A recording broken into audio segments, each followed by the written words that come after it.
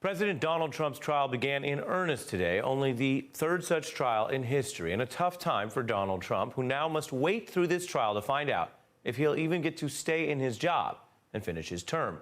Those high stakes are the backdrop for what we're seeing right now. Democratic prosecutors from the House facing down Donald Trump's team in person for the first time ever. And right now, here on day one, there have already been shakeups and important developments, which we're going to run through in this highlight reel for you. The first big piece of news came as the draft rules were read aloud on the Senate floor. The world learning they had actually been edited at the last minute by hand by Republican leader Mitch McConnell. Several Senate experts say the hasty edits are a sign McConnell partially backed down from some hardball rules he had just put out late Monday night.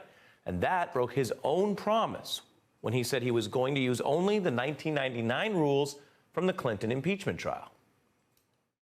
Fair is fair. The process was good enough for President Clinton, and basic fairness dictates it ought to be good enough for this president as well.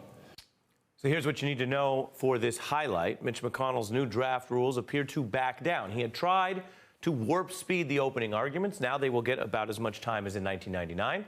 His new edits also appear to muddy the waters on an evidentiary hurdle. The House evidence won't automatically enter the record, but it could still unless Donald Trump's team objects to it. We'll be watching that. McConnell is standing by another change he made, which could undercut votes on these individual witnesses. Now, this shift already makes it very clear how empty some of the predictions have been about this process. These leaders in Congress, remember, they don't usually just bring things out to the floor willy-nilly and kind of guess to see if they have the votes, especially not when the president's job is on the line. Now, there are reports McConnell was shifting to respond to wavering votes from moderates like Susan Collins. Some are also questioning whether he's giving that much up at all now. But other Washington veterans watching this as it all unfolded in real time say he just buckled under the pressure. You know, they had a caucus lunch, and I think they ate Mitch McConnell's lunch.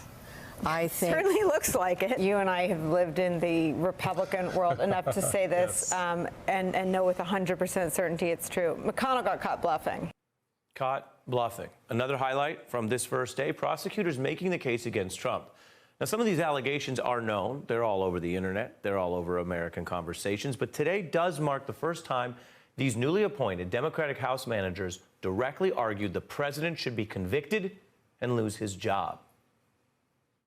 The misconduct set out in those articles is the most serious ever charged against a president. Charges the president with soliciting a foreign power to help him cheat in the next election. The House cannot call witnesses or introduce documents and evidence. It's not a fair trial. It's not really a trial at all. Witnesses with direct knowledge or involvement should be heard. In the name of national security, he would hide graphic evidence of his dangerous misconduct. The only question is, and it is the question raised by this resolution, will you let him?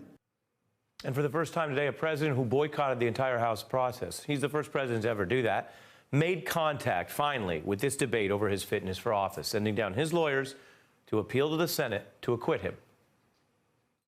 My name is Pat Cipollone. I am here as counsel to the President of the United States.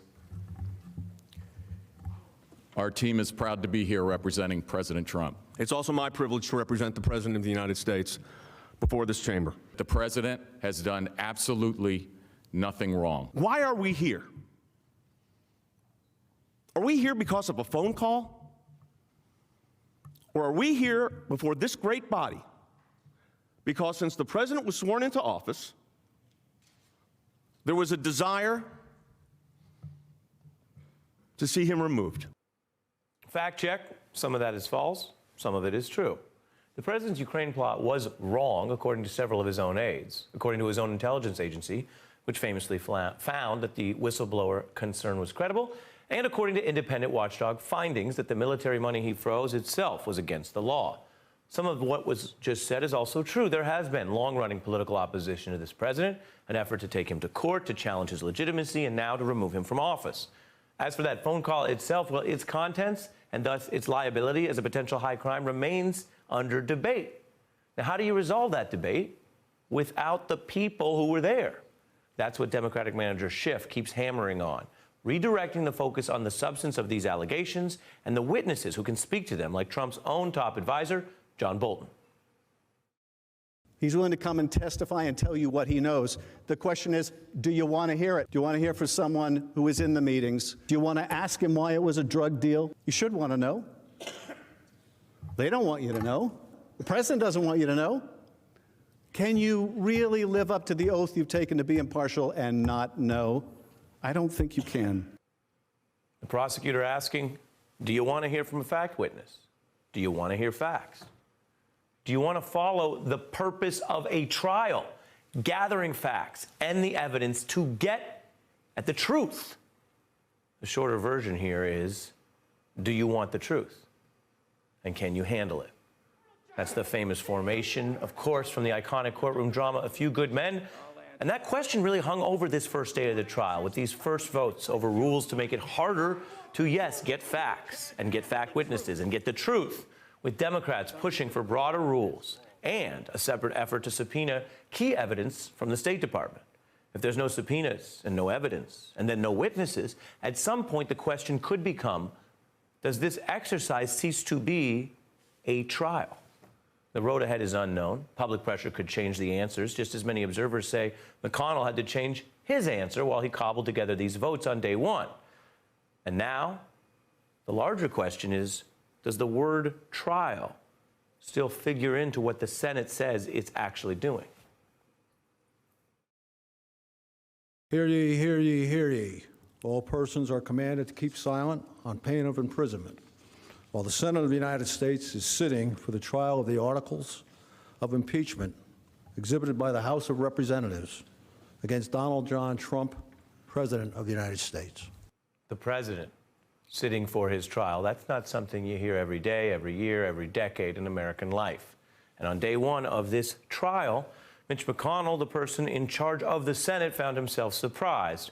A reminder that nobody knows exactly how this will play out, not even the person running it. Hey, I'm Ari Melber from MSNBC. You can see more of our videos right here, or better yet, subscribe to our YouTube channel below. You could have been anywhere in the world, but you're here with us, and we appreciate that.